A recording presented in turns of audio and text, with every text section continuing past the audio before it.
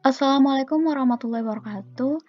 I'm Nurul Hidayati, student ID number 18053035. Now, I want to explain the material about demand for money.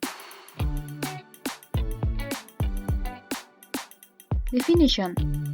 The demand for money is the desired holding of financial asset in the form of money, that is, cash or bank deposit. Definisi.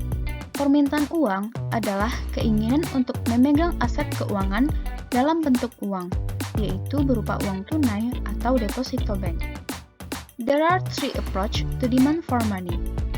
First, classical approach, second, neoclassical approach, and the third, Keynesian approach. Ada tiga pendekatan permintaan uang. Yang pertama, pendekatan klasik, yang kedua, pendekatan neoklasik, dan yang ketiga, pendekatan Keynesian. First, classical approach. According to classical economists, people demand money for transaction purpose, that is, to carry out their economic transaction over a period of time. The main aspects of the classical approach are as follows. 1. Money is demanded as a means of payment. 2. The amount of money demand depends on the volume of transaction and price level. And 3. The change in the velocity of circulation of money changes the quantity of money demanded. Yang pertama, pendekatan klasik. Menurut ekonom klasik, orang meminta uang untuk tujuan transaksi, yaitu untuk melakukan transaksi ekonomi mereka selama periode waktu tertentu. Aspek utama dari pendekatan klasik adalah yang pertama, uang diminta sebagai alat pembayaran. Kemudian, jumlah permintaan uang tergantung pada volume transaksi dan tingkat harga, dan perubahan kecepatan peredaran uang mengubah jumlah uang yang diminta. The classical approach can be explained in terms of Fisher exchange, which has been stated below. MV equals PT, where M is money supply, V is transaction velocity of money, P is price level, T is transaction, PT is demand for money, and MV is supply of money. Second, neoclassical approach. According to this approach, people wish to hold on to a certain proportion of national output in the form of money. There exists a proportional relationship between the demand for money and the money value of national output. The demand for money can be expressed as follows: AMD equals KW. The third Keynesian theory of demand for money. Keynes' approach to determine the demand for money is based on money's two important functions: medium of exchange and store of value. Keynes lists the following three motives for holding money. First, transaction motive. Second, precautionary motive. And the last, speculative motive.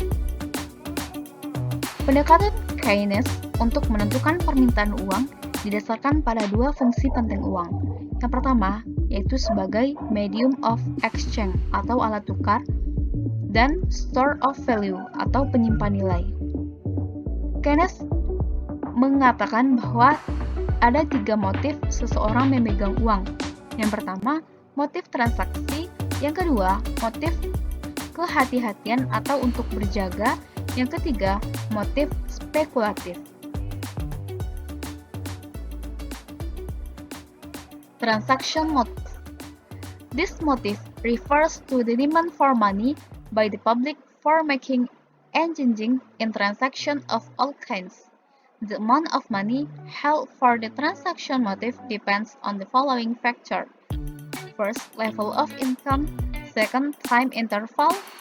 Third, price level. And the last, volume of employment.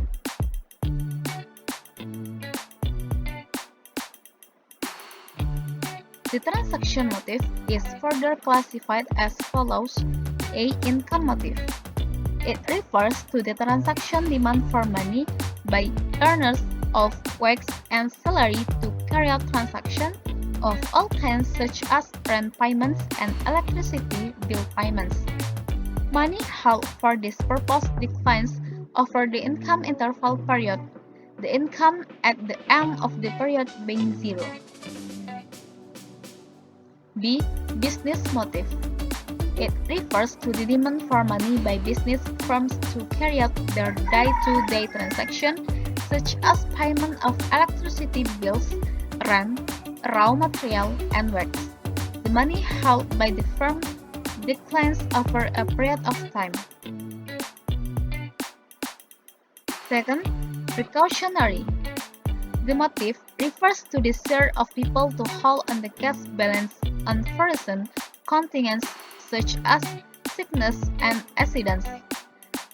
Similarly, businessmen keep cash in reserve to survive unfavorable conditions or to guide from unexpected bills.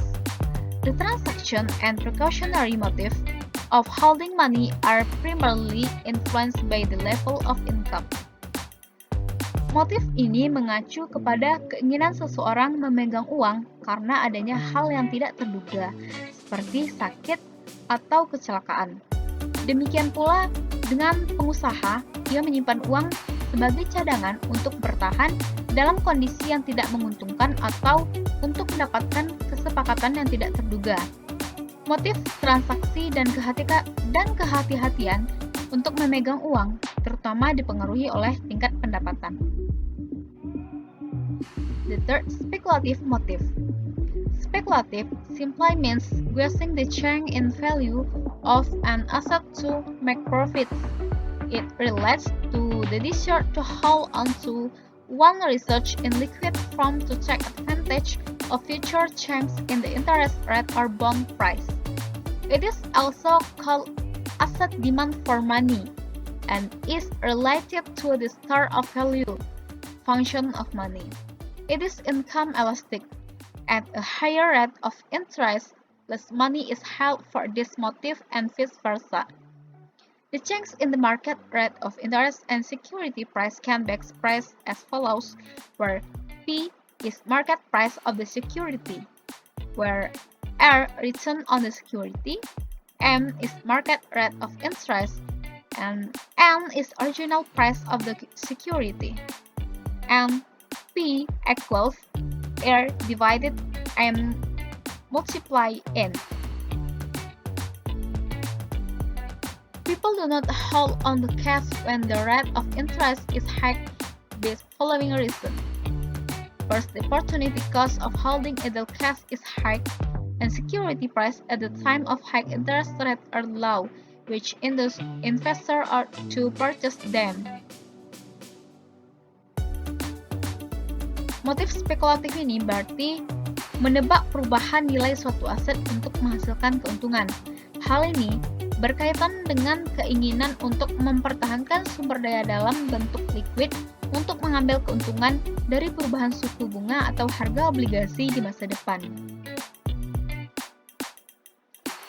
There are 4 determinants of the demand for money. Ada 4 hal yang menentukan permintaan uang. A. Price level atau tingkat harga. Assuming full employment and a constant volume of transaction, the demand for money depends on the price level. Relaxing the assumption of full employment, the demand for money is determined by the price level and the volume of transaction that is paid. B. Income atau pendapatan. The transaction and precautionary demand for money depends on income. Higher the income, the more is the money held for such motive, and vice versa. C. Interest rate atau tingkat bunga. When people hold to cash,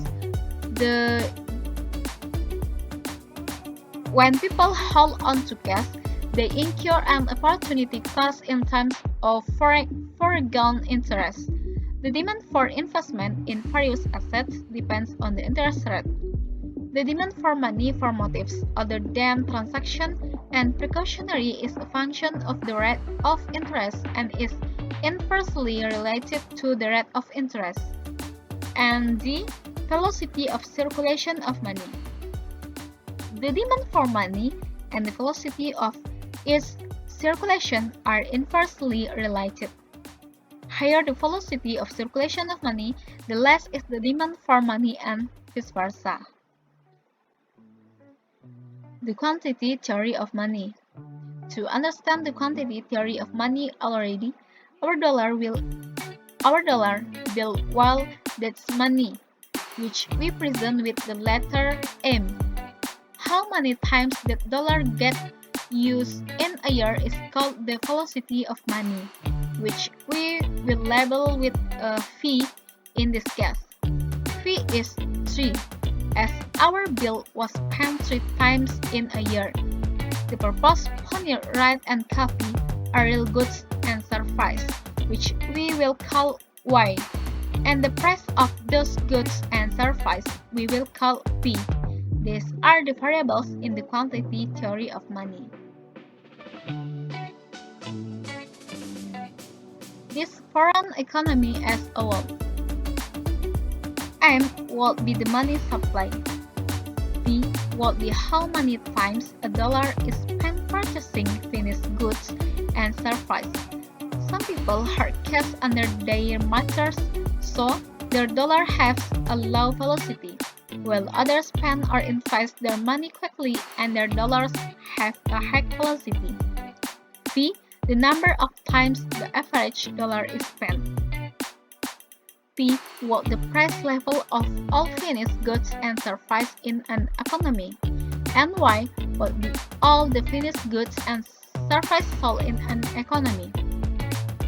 So, Y is real GDP, and when you multiply it by a measure of the price level, you get nominal GDP. Nominal GDP equals P multiply Y.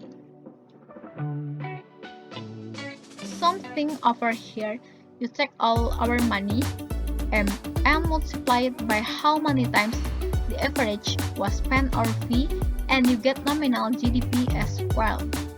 Nominal GDP equals M multiply V. So these are equal by definition, which is why we call this equation an identity.